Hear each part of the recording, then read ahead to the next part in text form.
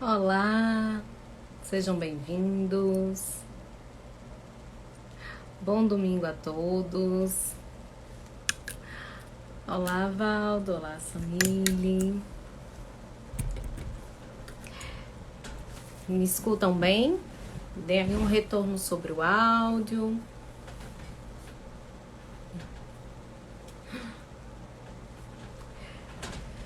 Então, gente, sejam todos bem-vindos a mais uma live da Biossíntese Natal. Mais uma live de domingo. Hoje eu gostaria de iniciar a nossa live um pouquinho diferente, né? Hoje eu gostaria de iniciar a nossa live parabenizando a todos os pais, afinal hoje é domingo dos pais. E queria, estender de toda a equipe da Biossíntese Natal esse afeto, esse carinho a todos vocês que desempenham, na verdade, a função paterna, que sintam-se aí homenageados neste dia. Hoje iniciaremos a nossa live com a terapeuta Wanda Márcia. Vou apresentar um pouquinho ela para vocês, tá? Wanda está um pouco mais perto de nós do que outros terapeutas que já passaram por aqui. Wanda está em Fortaleza e é uma pessoa muito querida para nós da Biossíntese.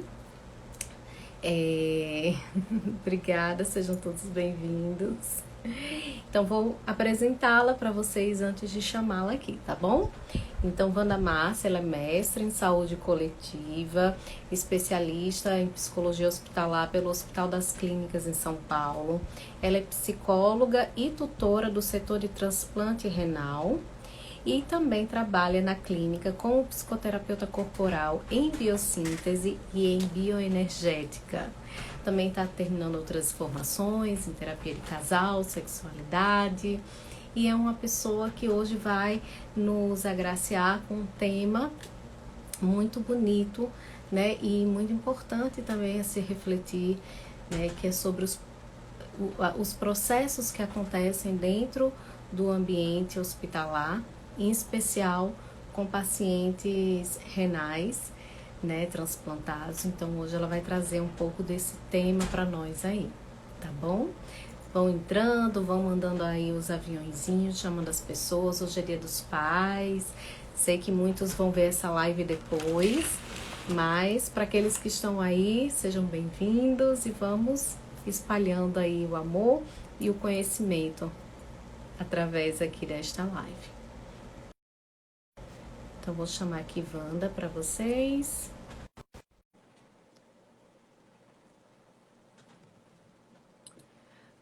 Estão me ouvindo bem? Hoje eu tô sem o fone,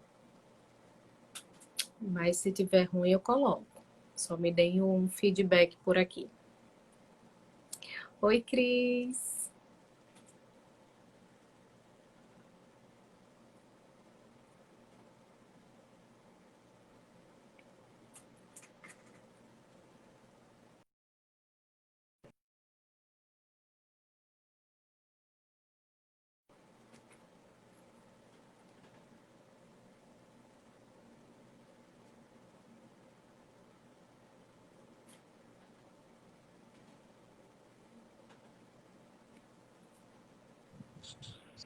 Ó, tá entrando. Tá me ouvindo, Wanda? Eu tô lhe ouvindo, só não tô lhe vendo ainda. Eu estou lhe ouvindo, mas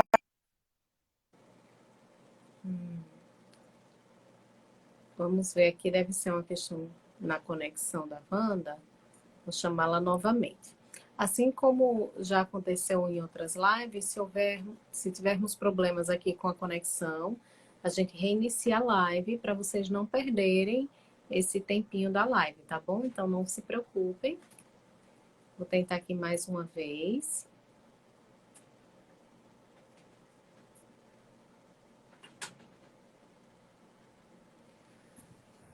Pronto, agora entrou. boa tarde, É só para dar aquela Samanta. emoção inicial, entende, Wanda? Só para para deixar as pessoas na expectativa.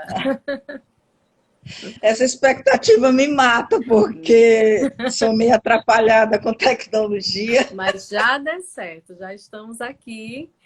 Seja muito bem-vinda a essa live, a esse Ai, papo, obrigada. Amanda.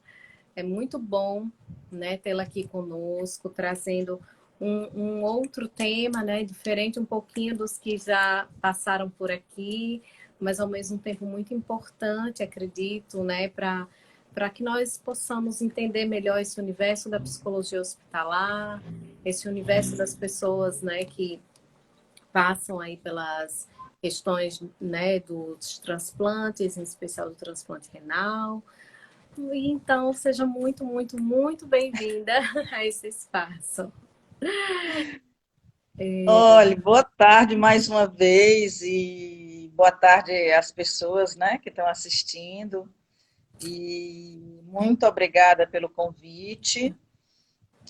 O grupo da Biossíntese de Natal, né, eu tenho assistido e acompanhado as lives, né, e, enfim, da Biossíntese como um todo, sou muito grata por esse convite, né, de trazer um pouco um outro olhar, né, uma outra contribuição e um outro campo de atuação da biossíntese, Sim. né? E Eu preparei um pequeno roteiro porque eu me empolgo no falar e aí eu vou longe. tem problema, a gente gosta de empolgação, mas como o meu papel é um pouco duplo, às vezes eu tenho aqui que também controlar. Se a gente não tiver muito tempo para empolgação, eu te aviso. Tá? Mas se fala um E aí pouquinho, então. eu fiz isso, eu fiz um pequeno roteiro para eu não me perder muito, né? E não me empolgar me empolgar com moderação. E e também para dar oportunidade para as pessoas também tirarem dúvidas, né? Sim, sim. Inicialmente eu queria só reforçar aí a minha apresentação, dizendo que nesses 30 e tantos anos de formada, eu sempre trabalhei com psicologia hospitalar e concomitante com a psicologia clínica, né? Sim. E dentro da psicologia hospitalar, sempre trabalhei com a psiconefrologia, né? Que é a psicologia hospitalar dentro da nefrologia. Uhum. Nefrologia é o campo da medicina que estuda os rins, né? Então, minha experiência foi sempre nessa área dentro da psicologia hospitalar. Atualmente, aliás, eu já trabalhei muitos anos especificamente em clínica de hemodiálise, né? E agora, nos últimos anos, eu trabalho especificamente com transplante renal, né? Uhum. Então, assim, inicialmente, eu queria colocar para vocês que a psicologia ela está inserida nesse contexto, nesse campo da saúde pública, né? E o que é a saúde pública? A saúde pública somos todos nós, né? Uhum. Nós fazemos parte da saúde pública, independente de onde trabalhamos, né? E queria também colocar que as doenças crônicas atualmente, elas predominam, né? Como causas de morte entre os brasileiros, certo? Uhum. Então, nós que estamos envelhecendo, temos que tomar muito cuidado, e a geração de vocês, Samanta, também tem que tomar muito cuidado em se cuidado com as doenças crônicas, né? Uhum. Atualmente, isso é um censo de anos atrás. As doenças crônicas, 70% das causas de morte no Brasil são devido a doenças crônicas. E doenças crônicas engloba hipertensão, diabetes, alguns tipos de cardiopatias, né? Enfim, várias outras doenças. Mas aí eu fico pensando assim, puxa, se o brasileiro está tão mergulhado nesse tipo de doença, né, nas doenças crônicas, e principalmente a hipertensão e diabetes, certo? E aí eu me fez pensar, quando eu estava preparando aqui o meu roteiro, o que será, né, que nós brasileiros, né, pensando na hipertensão, que é essa pressão, né, pressão alta, né, essa pressão sanguínea muito alta, o que será que a gente, nos últimos anos, afora os hábitos, os costumes alimentares, o que será que a gente está tendo tanto que suportar, né? Uhum. Pensando nessa pressão. E a outra doença que tem predominado é a diabetes. E aí me fez eu me perguntar, e essa carência, né? Essa carência afetiva, essa fome de doce do diabético, né? O que será que está acontecendo com o brasileiro, né? Afora os costumes, afora os hábitos alimentares. Fiquei aqui me perguntando, né? Boas Então, reflexões, porque você está trazendo, né, Wanda, um perfil, né, de saúde e de doenças, né, dentro da nossa sociedade. Então, o que é que tem de cultural também nisso, né, que acaba contribuindo, pelo que você está falando aí, para hipertensão, para diabetes, sim, como as sim, principais doenças crônicas e que acabam levando a várias outras comorbidades, né, sim, graves, e acho que você vai chegar lá também daqui a sim, pouco, né, que afeta aí a saúde e a sobrevida da nossa população, né? Eu tenho uma sim. paixão especial, acabei não comentando aqui no início, mas eu fiquei muito feliz, né? Nós soubemos que não necessariamente eu iria vir hoje, mas eu fiquei muito feliz porque a área da psicologia hospitalar foi uma das minhas primeiras paixões na psicologia. Né? E é uma área que ainda precisa crescer e se fortalecer muito no nosso país. E acho que isso já fala um pouco do que você está trazendo aí, É, dessa falta desse olhar, né, para as questões de saúde pública, para as questões de hospitalização, do quanto que a gente ainda precisa afinar um pouco mais, né, aprofundar esse olhar sobre o adoecimento e sobre as internações, né, no nosso país. com certeza. Enfim, foram questões que eu fui me perguntando, né? Uhum, E à medida que eu fui elaborando o roteiro, eu fui tentando construir e fazer alguns links com a biossíntese, né? uhum, E trazendo alguns conceitos da biossíntese para entender essa doença, aliás, para entender o paciente, uhum. né? E também me fez pensar um pouco nesse momento de pandemia, certo? Porque no momento nós estamos lidando com uma doença aguda, né? A pandemia é uma doença aguda, Sim. até então aguda, né? E na medida que eu fui pensando em como que esse paciente vai lidando com tudo o que acontece a ele no processo do adoecimento dos rins, eu fui encontrando várias semelhanças com esse momento de pandemia também, né? Porque o paciente que adoece dos rins, e quando ele constata, quando ele recebe esse diagnóstico, ele passa por muitas transformações. Nós também, na pandemia, estamos passando por muitas transformações. Né? Até dentro do hospital, nós passamos por transformações.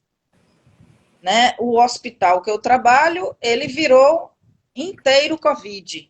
Foi uma grande transformação. Nossa. Né? As outras enfermidades, as outras doenças, elas tiveram que passar para um atendimento praticamente secundário, né? Os nossos pacientes foram orientados para não ir no hospital, né?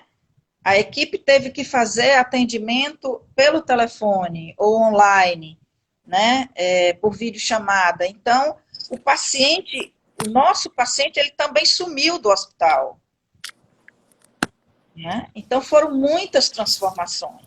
Uhum. E as pessoas que ficaram isoladas, né, em quarentena, também passaram por muitas transformações, né, no tipo de atendimento, etc. Né? Fico pensando até nas Enfim. questões de privação, né? Porque, bem, no nosso tema eu acho que é importante também esclarecer, nós colocamos ali nessa questão de um caso de paciente renal crônico e tal, mas inclusive, eu teria essa pergunta a lhe fazer. Você vai trazer um caso específico? Não, a gente vai falar de forma mais eu vou aberta. falar de maneira geral, né, do Sim. paciente. Sim. Vou trazer alguns exemplos, mas vou falar de uma maneira geral. Pronto. Então, aí... assim, isso.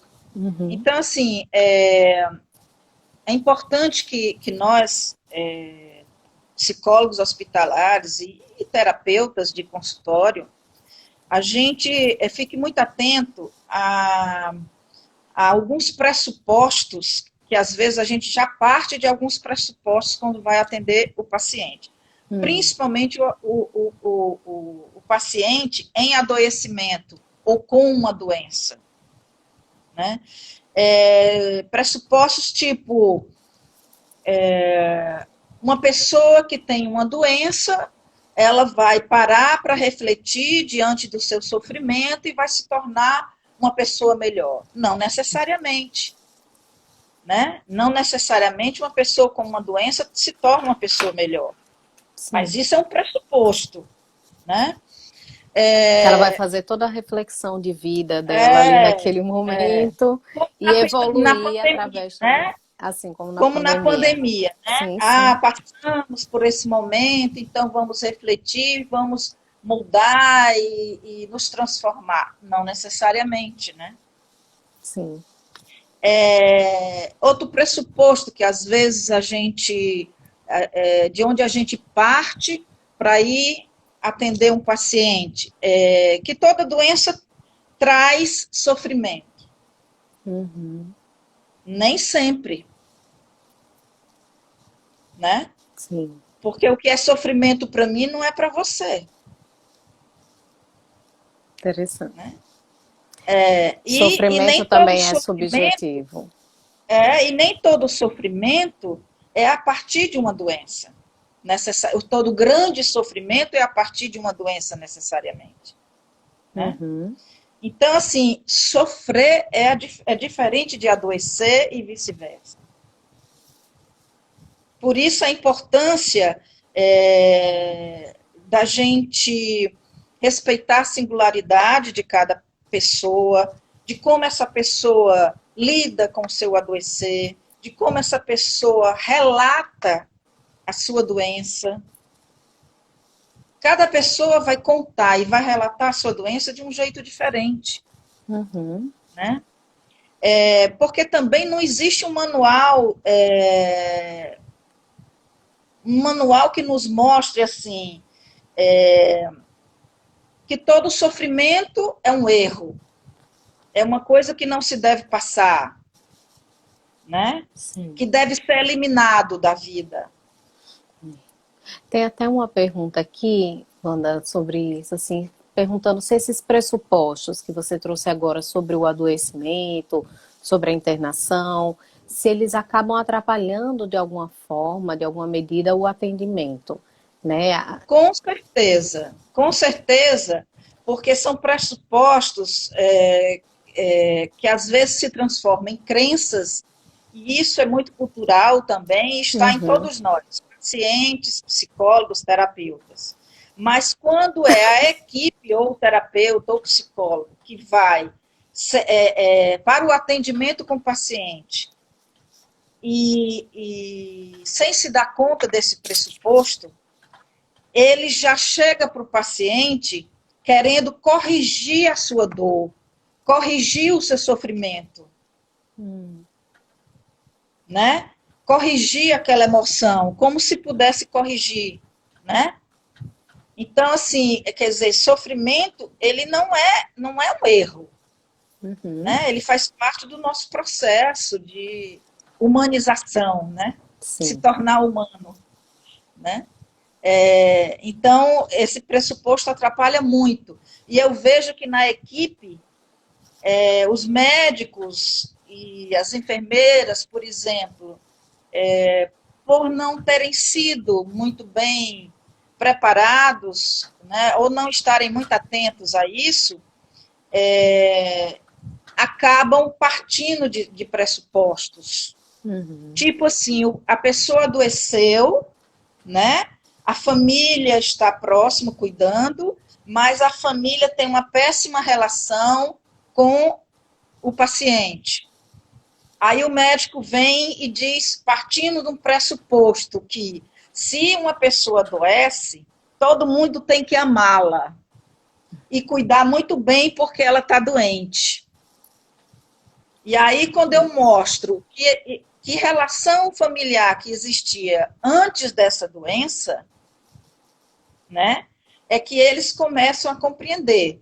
Mas se o psicólogo não está presente, mostrando, né, e chamando atenção para isso, às vezes a equipe cria uma resistência à família, né, ou um certo julgamento à família, porque sente que a família, por exemplo, está muito fria com o paciente, pouco afetiva.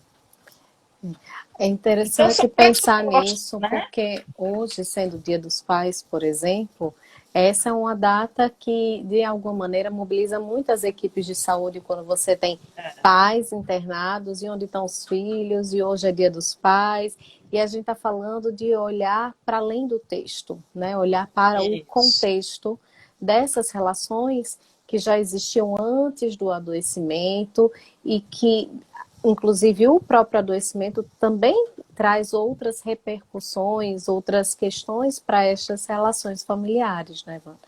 E é muito E isso é biossíntese, como né? Uhum.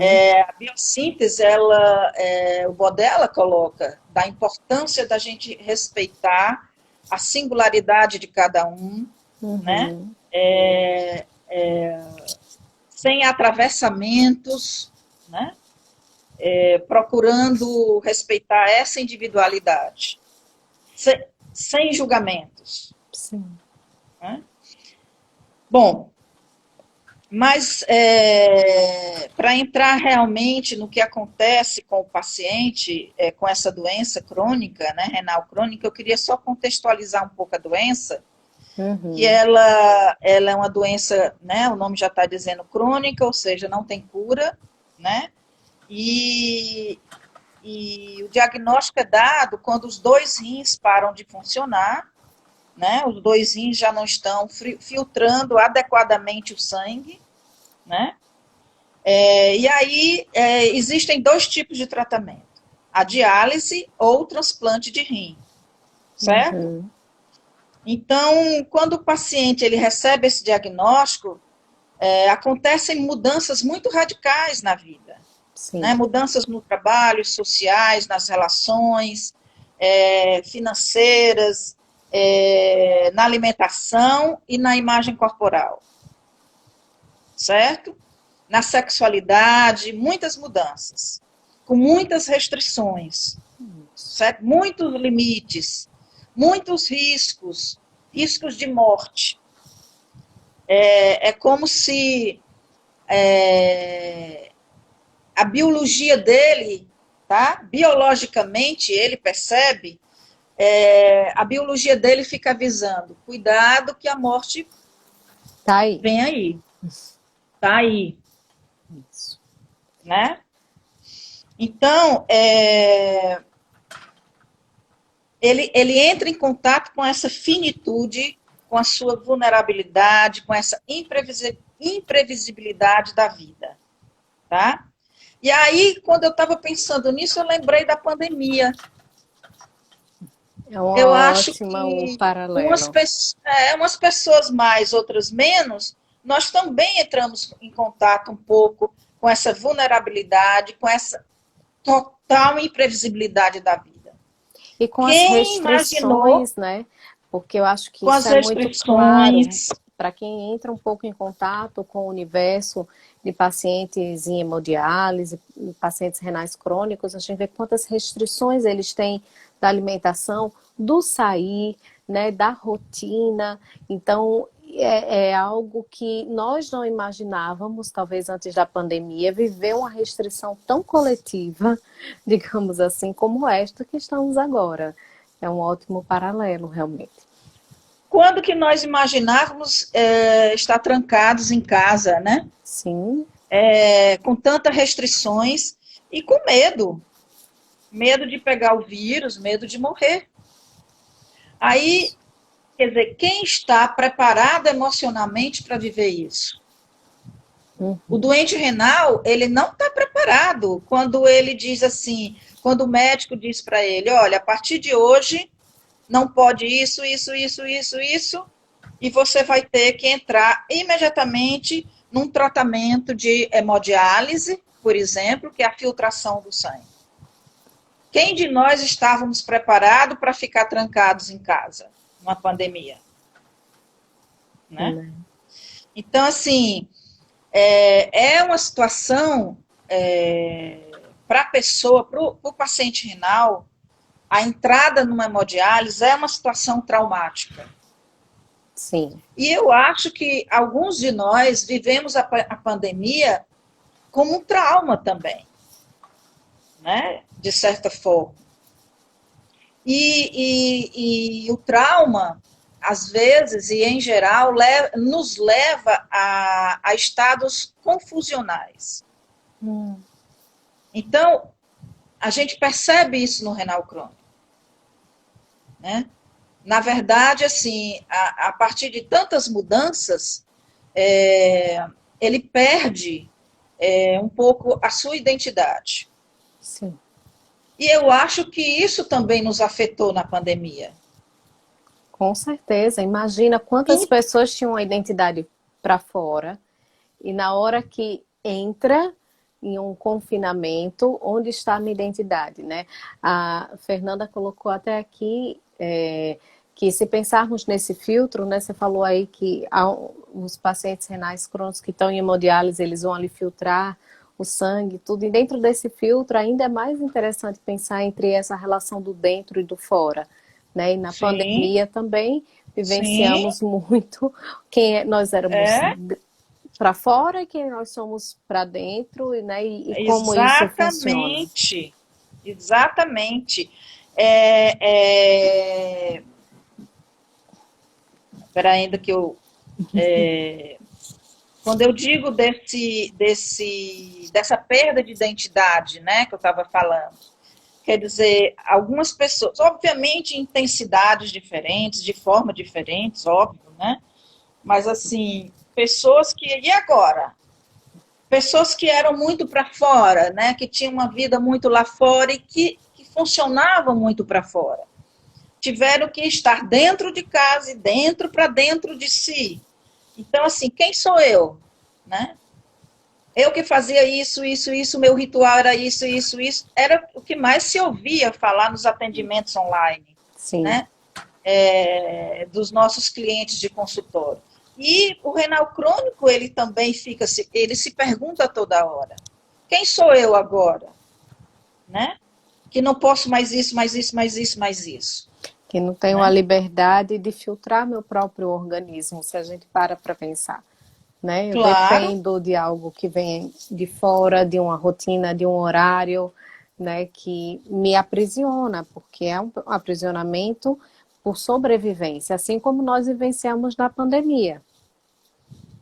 e eu me lembrei agora, quando você falou do filtro dentro e fora, eu me lembrei de algo que eu vi do Rodrigo Luz, ele é um psicólogo que trabalha com cuidados paliativos.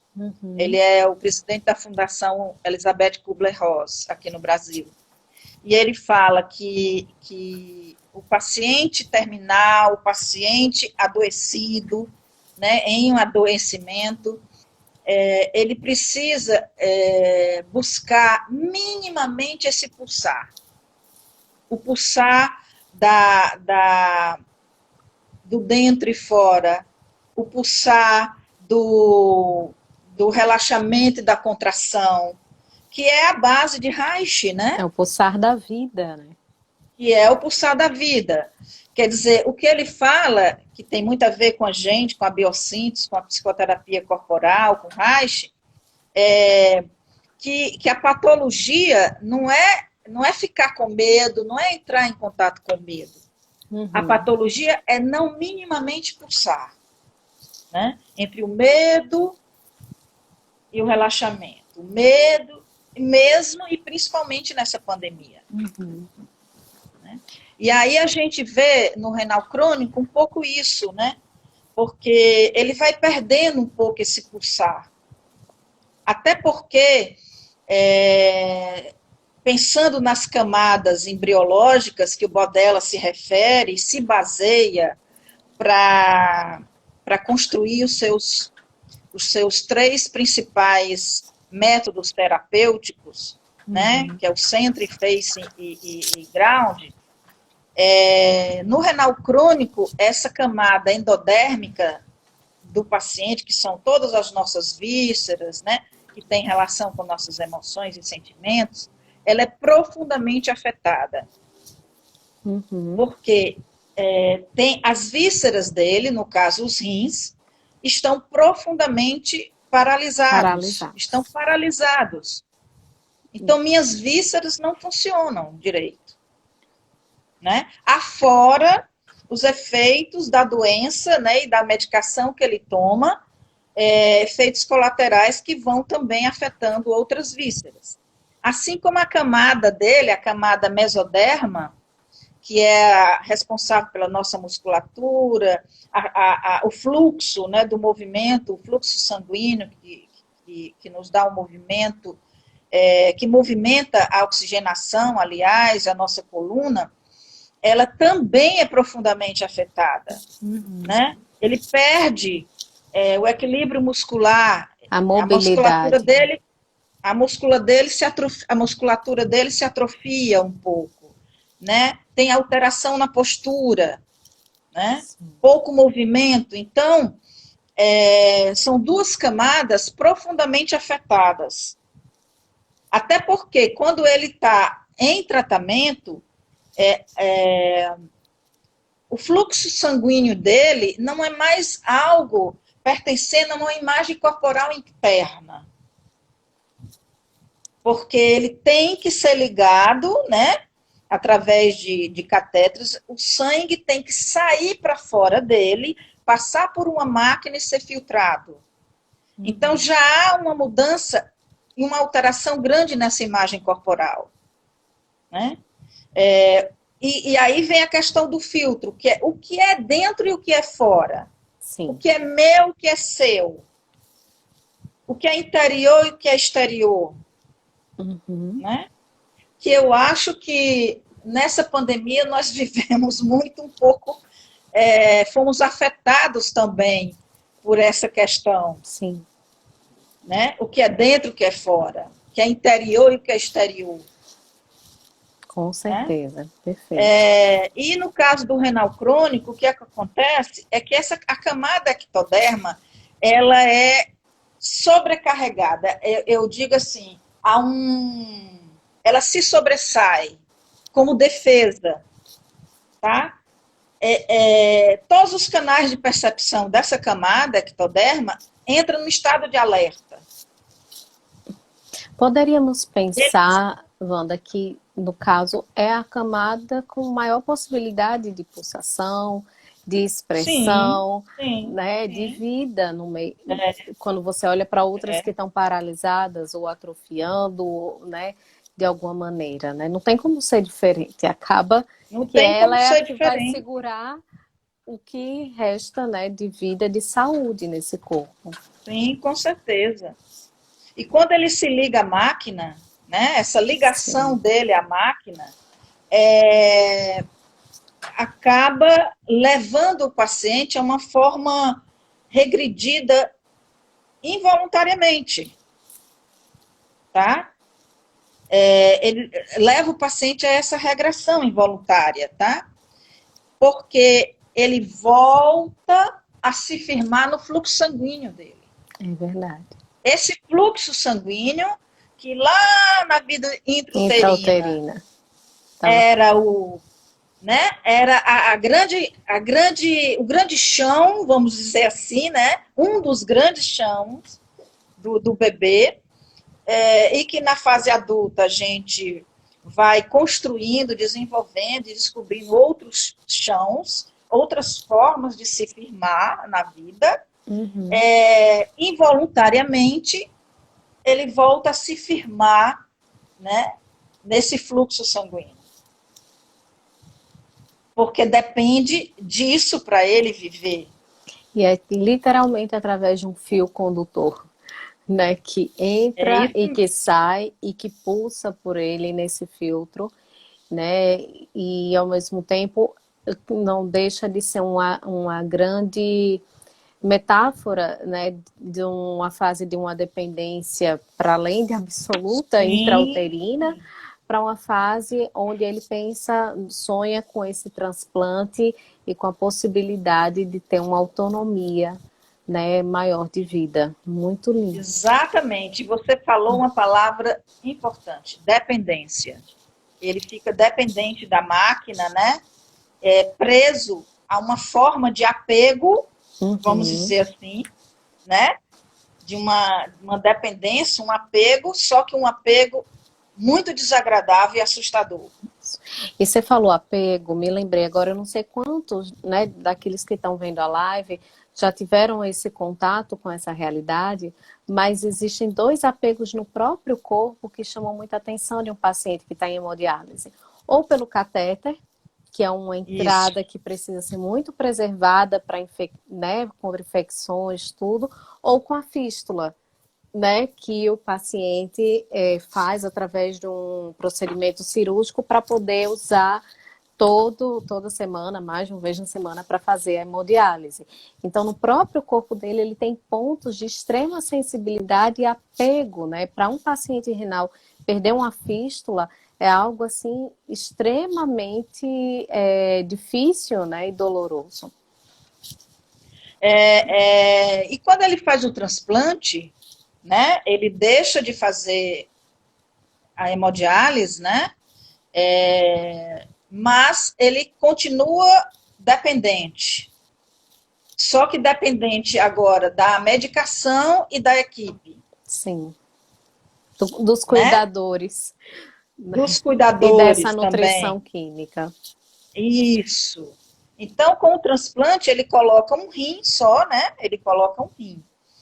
E aí o corpo dele pode ganhar mais massa muscular até, Uhum, certo? Então, essa imagem corporal pode ser resgatada um pouco, né? uhum, Essa identidade refeita, porque ele pode voltar a trabalhar, dependendo do tipo de trabalho, né? Ele não tem mais tanta restrição, sim. mas continua o estado de alerta, que é o medo de perder o rim, o transplante, o medo de pegar uma grande infecção e morrer, Sim. né? Não é uma liberdade por completo. Continuamos com a dependência Exatamente. relativa. É como se ele saísse da dependência absoluta na fase de desenvolvimento emocional para uma dependência relativa, com um pouco mais de autonomia, mas sempre com medo muito grande, né, Wanda, dessa regressão. Eu queria Exatamente. entrar, eu sei que você está também no seu roteiro, mas já estou olhando aqui, né, os comentários, o tempo, tudo.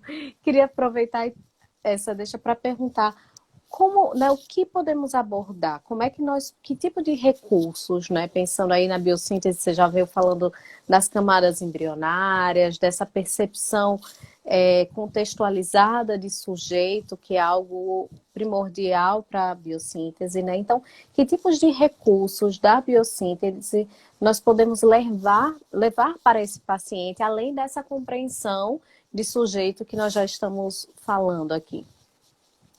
Eu acho que fundamental é o vínculo com esse paciente, tá?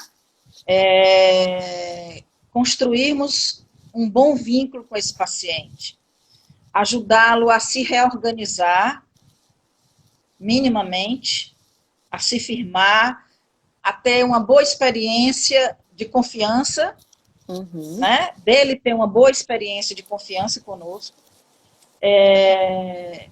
fazê-lo não se sentir abandonado, né?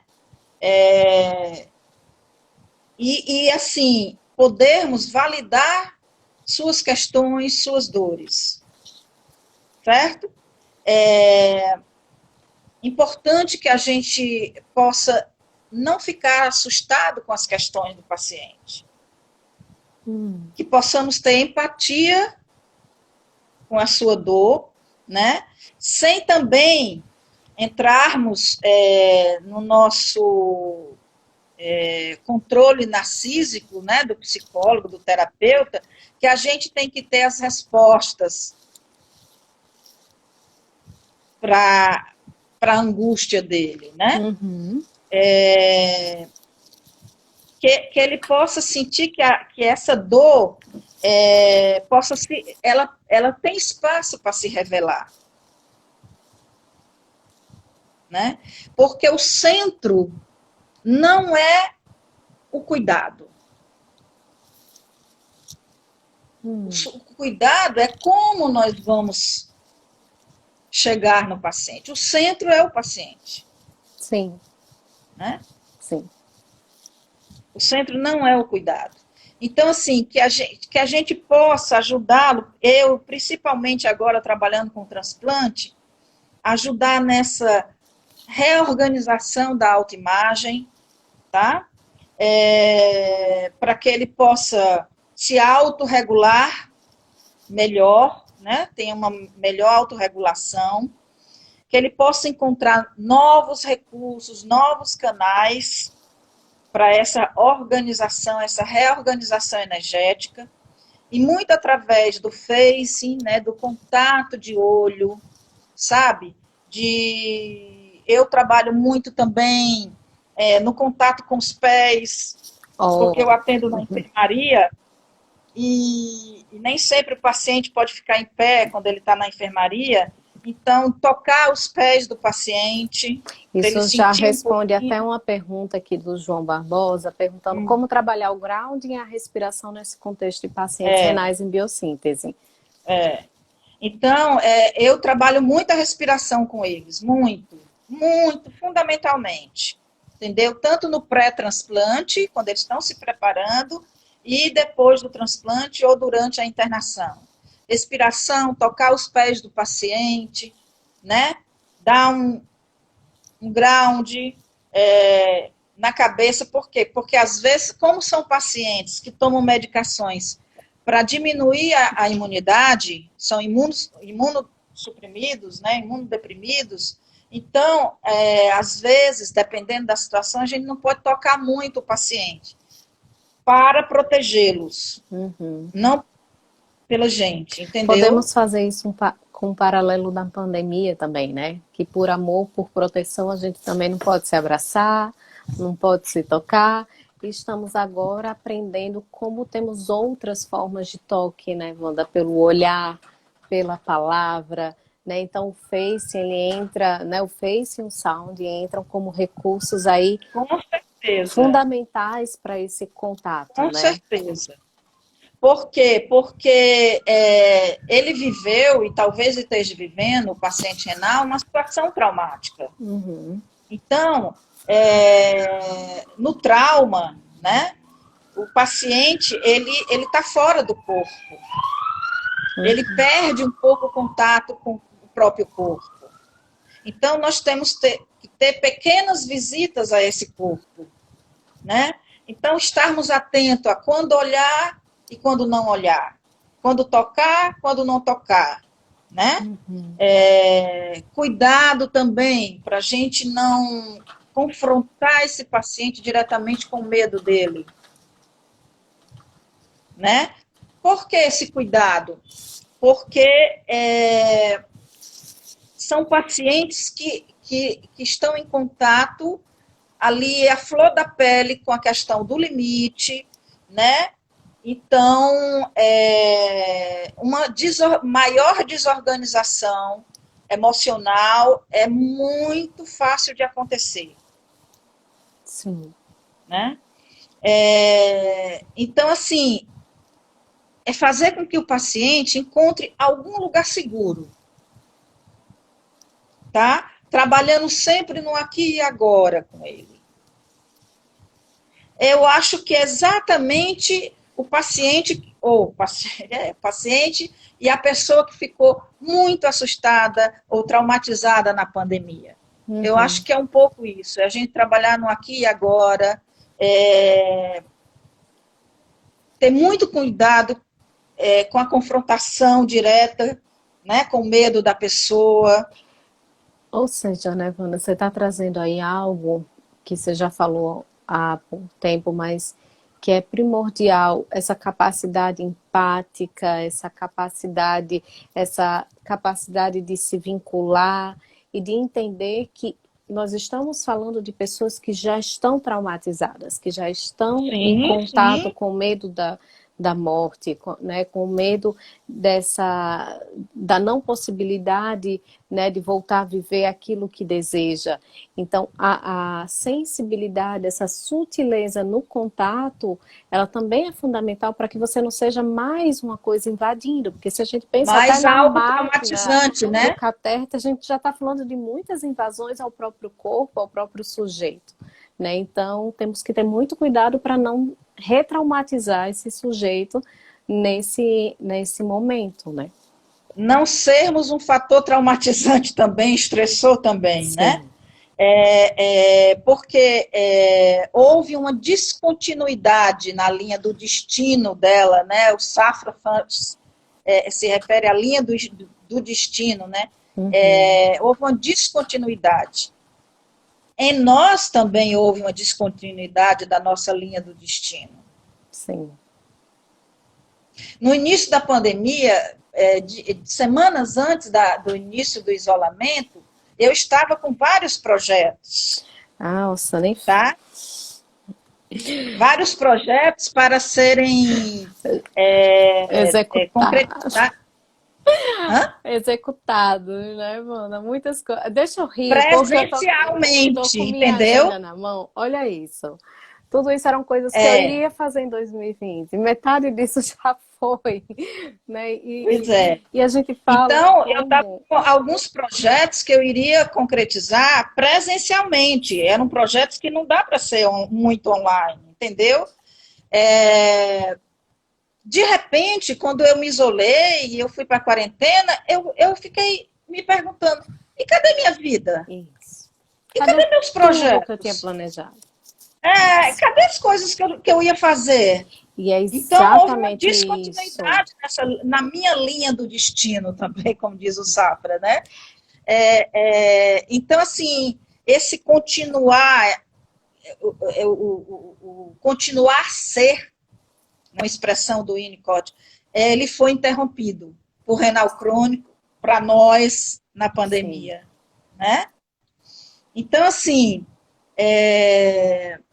e o paciente renal crônico, eu acho que nós também na pandemia, mas o paciente renal crônico o tempo todo se pergunta: por que aconteceu isso comigo? Por que aconteceu esse vírus, né? Ainda mais, Por eu que acho, aconteceu? porque nós na pandemia estamos vivendo um coletivo, então não aconteceu só comigo, aconteceu com todos. Mas para o paciente renal crônico, assim como o paciente oncológico, existe aquela crença de eu fui sorteado no meio de tantas pessoas porque eu tive que parar a minha vida, tive que rever tudo isso, né? E deixar de ser quem eu estava sendo, que é o que você está trazendo, né, Wanda? Eu vou só avisar, gente. Eu estou vendo algumas perguntas, já já eu passo alguns comentários. Nós estamos nos 10 minutos, então eu vou deixar a Wanda terminar o raciocínio Tá. dela para a Então é o gente poder. seguinte,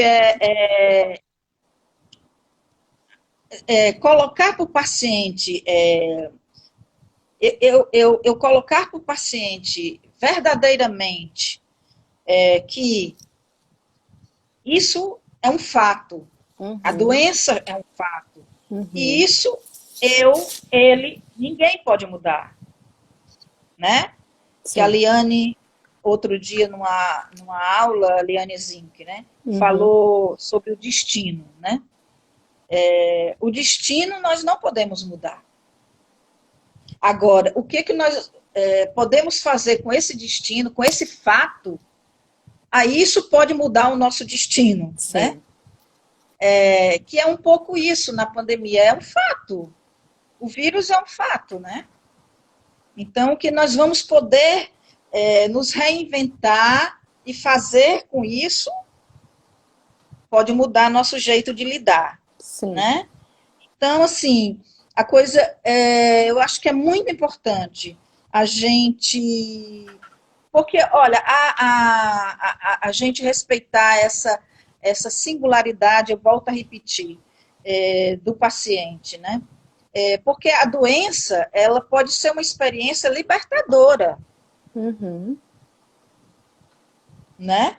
Por isso aquela questão, não é todo sofrimento, toda doença, ela traz um sentido e ela pode trazer um potencial também criativo e de realização. Agora, isso se a gente não partir de pressupostos, Se partir da né? experiência individual De de cada um. cada um. Porque o paciente, ele é um fenômeno à nossa frente, um fenômeno inesperado, certo? Que se revela ali, na nossa frente. Sim. Né? E que a gente também vai entrar em contato, na medida que a gente vai atendendo essa pessoa, em contato com as nossas dificuldades, as nossas limitações. Né? E é muito importante esse trabalho da gente, esse trabalho contra-transferencial, né? Esse se dar conta, Uhum. não só da gente se perguntar, ao estar com esse paciente, como fui afetado? Né? Aonde esse paciente me afetou, Me tocou. me tocou? Né? Sim. E a gente poder se perdoar por aquilo que a gente não pode fazer. É um desafio, Porque não é? senão. Lidar com Hã? é um grande desafio para os terapeutas, Porque realmente. senão a gente vai entrar em contato com muita frustração. E Né? aprender a lidar com E a aí nossa vem impotência é uma o das estresse, né? grandes. E aprender a lidar com É, a impotência é uma das grandes lições, porque, por exemplo, na hora que a gente está no hospital, trabalhando com pacientes crônicos, né, a gente nunca sabe quanto essa luta vai durar.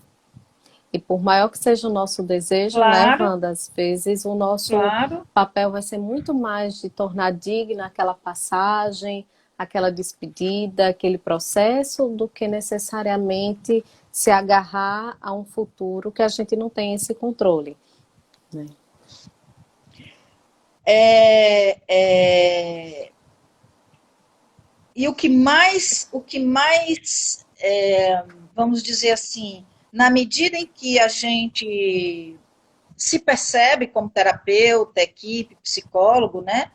É importante a gente perceber se a gente está sendo indiferente, se a gente está alimentando uma descrença, uma desesperança, Uhum, porque o que mais causa sofrimento, às vezes, para um paciente adoecido, é a indiferença sim, da equipe, do profissional. Às vezes é mais do que a dor física que ele está passando. tá? Porque a indiferença, ela dói mais do que a rejeição, ela dói mais do que a solidão. É eu me negar a te oferecer algum tipo de afeto. Eu penso, assim, quando você está falando, é eu negar a sua existência, né? Porque a E negar, indiferença é trazer você como exatamente, mais uma pessoa e não deixar o seu exatamente. ser. Então imagina para um sujeito que já foi tão descaracterizado pela doença, tão podado pela doença, ainda deixar de existir aos olhos daqueles que deveriam estar cuidando dele. Então negar essa existência é a morte para muitos, né? E leva ele a uma profunda descrença. Descrença de si mesmo, descrença do mundo, das pessoas. A indiferença mina a alma. Sim. E isso é evidente no relato dos pacientes, quando alguém da equipe o trata com indiferença. Uhum. Entendeu? Sim. É, Então, é muito importante a gente poder minimamente trabalhar com esse paciente um futuro, nem que seja um futuro a curtíssimo prazo. o amanhã, a próxima Porque, semana. porque é através disso que a gente sustenta o presente. Sim. É através de um futuro mínimo que a gente pode encontrar algum sentido no presente também. Né? Porque senão a gente fica sem presente e sem futuro. Né? Sim. Então é um futuro amanhã curto. O que é que você vai fazer amanhã? O que é que você vai fazer quando sair daqui do hospital? Né? Sim. Porque a vida dele, ele já viveu muita coisa. E se ele está mal no hospital, como na pandemia, né? Se ele está mal no hospital ou grave, fazer ele refletir que a vida dele não é só a morte. Sim. Existem muitas coisas a se construir até Né? esse momento. Que a vida Desculpa lhe dele interromper, Wanda. Nós estamos nos minutos finais e eu tá, queria lhe dar tempo para você, porque passa voando, você vê?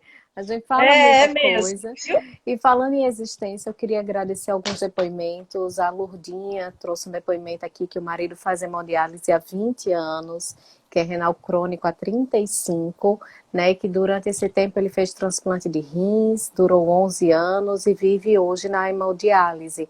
Então é muito importante saber que nós temos aqui pessoas que estão assistindo, que vivenciam essa experiência, que podem, através das suas palavras hoje, Wanda, Isso. também refletir sobre como ajudar as pessoas que amam e que estão próximas. Né? Quero agradecer a sua partilha Agradecer, viu? Todo muito, mundo que porque, gente, participou, tem está muito participando. mais que poderia ser dito aqui. Realmente, a gente, quando olha, o tempo já passou. Mas eu vou deixar agora, né, esse tempinho, Wanda, para você poder falar, se despedir. Estamos aí nos 2 últimos Tá. minutos Eu finais. queria, eu queria dizer e ler uma frase só do Viktor Frankl, Uhum, naquele livro Em Busca de Sentido, né, que foi um neuropsiquiatra, né, na época da Segunda sim, Guerra, né, que, enfim, é que morreu com fantástico. as crianças, né? E aí uma frase que ele diz assim: quem não perde a cabeça com certas coisas é porque não tem cabeça para perder.